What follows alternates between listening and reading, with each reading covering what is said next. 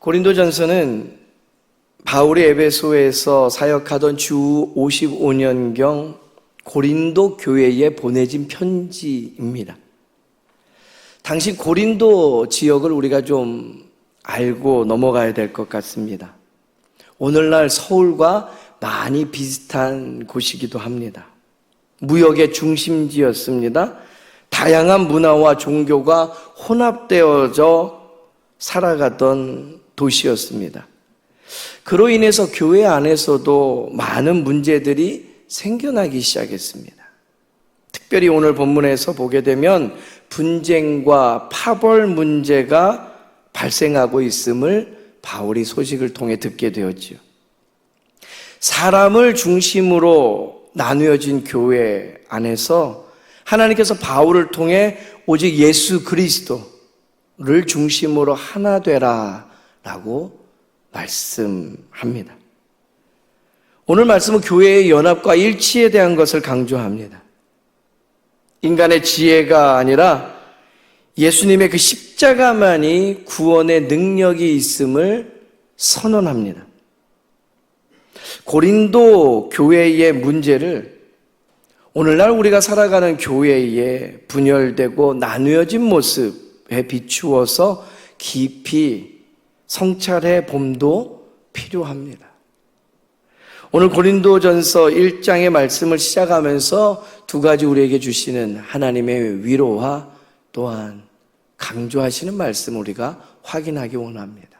첫 번째는요, 오직 그리스도의 이름으로 하나가 되라라는 말씀입니다. 오늘 고린도전서 1장 10절의 말씀입니다.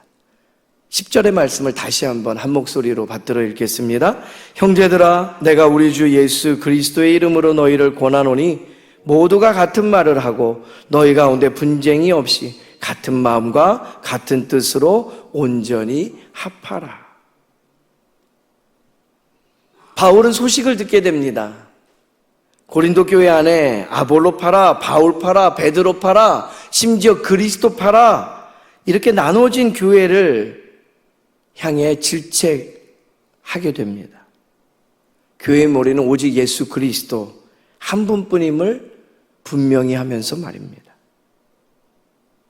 오늘 이 아침 우리의 신앙과 삶도 사람의 지혜와 명성이 아니라 오직 예수 그리스도 안에서 견고히 세워져 가고 있는가 되묻고 확인할 수 있게 되기를 바랍니다. 먼 옛날 시편 기자는 이 하나님 안에서 하나됨이 얼마나 소중하고 귀한 일인지를 경험하면서 시편 133편 1절 말씀에 이렇게 고백을 합니다. 형제가 연합하여 동거함이 어찌 그리 선하고 아름다운고. 분명 건강하고 바람직한 모습인데 그 일이 쉽지 않더라라는 거예요. 교회는 예수 그리스도를 머리로 우리의 구주로 삼은 이들의 모임입니다만 우리 안에는 은혜를 체험하면서도 여전히 죄성과 부족함과 연약함을 가지고 살아가는 이들의 모임이라는 거예요. 그러다 보니 함께 한다는 것이 쉽지 않은 일임을 마주합니다. 어떻게 주님의 몸된 교회가 하나 되어 살아갈 수 있을까요? 에베소서 4장 3절의 말씀에 보면 그 비법과 같은 영적인 원리를 우리에게 이렇게 들려줍니다. 평안에 매는 줄로 성령이 하나 되게 하신 것을 힘써 지키라. 평안하기를 위하여 서로 수고하고 애써야 되는데 그것도 사람의 기준이 아니고요. 하나님의 영인 성령의 하나 되게 하신 것 안에서 가능한 일이다라는 거죠. 그러니까 교회는 그리스도의 영인 성령이 없이는 하나됨을 경험할 수 없어요. 우리의 이기적이고 자기중심적인 것들은 서로를 연합하여 살아가게 하기에는 너무나 모나고 불편한 것들이 사실입니다. 그럼에도 불구하고 교회 머리 대신 예수님께서 십자가에 달려 죽기까지 원하셨던 바람은, 우리 주님의 소망은 교회의 하나됨에 있습니다. 요한복음 17장 21절의 말씀이에요. 대제사장적인 기도가 나옵니다. 내가 아버지와 하나인 것 같이 그들도 다 하나가 되어 우리 안에 있게 하사. 예수님의 기도예요. 예수님께서 하나님 아버지와 하나 된 것처럼 교회 안에 머리 대신 주님 안에 모인 모든 성도가 하나가 되어서 하나님과 예수 그리스도와 성령 안에서 하나 되는 것을 꿈꾸셨던 것이 우리 주님의 소망이었다는 거죠. 그 꿈을 이루어드리는 것이 교회입니다. 우리의 모이는 목적이 성령 안에서 하나 되어서 하나님의 뜻을 펼쳐나가는 데 있다라는 것을 알고, 내 기준이 아닌 하나님의 기준 안에서 서로를 배려하고 섬기고 살피고 돕고 나누어주고, 그렇게 하나님의 영광을 위해 모이기에 힘쓰는 우리 모두 되기를 간절히 소망합니다. 두 번째, 오늘 고린도전서 1장의 말씀을 통해 우리에게 주시는 은혜는 오직 그리스도의 십자가만 자랑하라라는 것입니다. 오늘 본문의 18절 말씀입니다. 우리 한 목소리로 받들어 읽도록 하겠습니다. 십자가의 도가 멸망하는 자에게는 미련한 것이요 구원을 받는 우리에게는 하나님의 능력이라. 아멘. 예수님께서 지신 그 십자가의 길이요, 세상 사람들에게는 미련해 보이는 것들이라는 거죠. 사실이죠. 누가 남을 위해 죽습니까? 누가 고통 가운데 스스로 걸어갑니까? 뭔가 힘이 써 보이는 장면 틀림없이 아닙니다.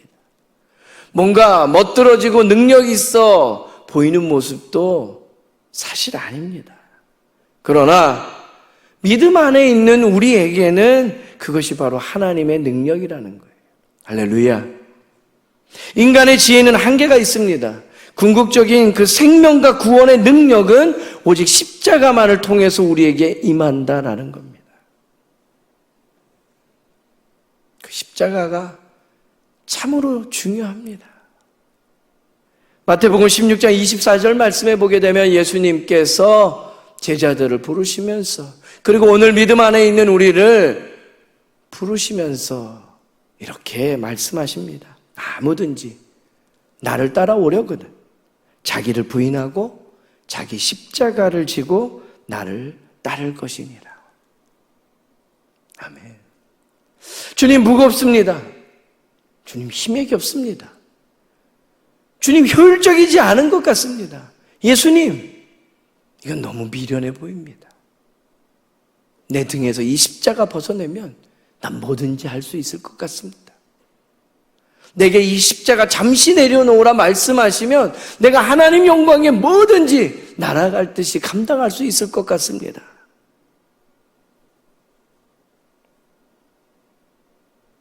그러나 주님께서는 자기 십자가 지고 따르라 말씀하십니다. 그 십자가에 영적인 비결이 있기 때문에. 오늘 본문의 25절 말씀까지 내려갑니다. 하나님의 어리석음이 사람보다 지혜롭고 하나님의 약하심이 사람보다 강하니라. 그 십자가에는 우리 하나님의 포기하지 않으시는 그 사랑이 담겨져 있고, 그 십자가에는 하나님의 세상을 운행하시는 방법이 담겨져 있기 때문에 우리가 생각하는 것보다 지혜가 있고 우리가 생각하는 것보다 강함이 있기, 주님 우리에게 십자가 지고 따라오라 하실 때 그 순종하는 걸음 우리에게 필요하다라는 거지. 그 십자가의 은혜를 경험하고 그 십자가의 능력을 경험한 하나님의 사람 바울은요, 갈라디아서 6장 14절에 이와 같은 고백을 담아냅니다. 그리스도와 그의 십자가 외에는 결코 자랑할 것이 없으니. 할렐루야. 오늘 우리 안에 그 새겨진 하나님의 사랑, 예수 그리스도의 은혜, 그 십자가 붙잡고 십자가의 능력으로 오늘을 살아내는 저와 여러분 되기를 간절히 소망합니다.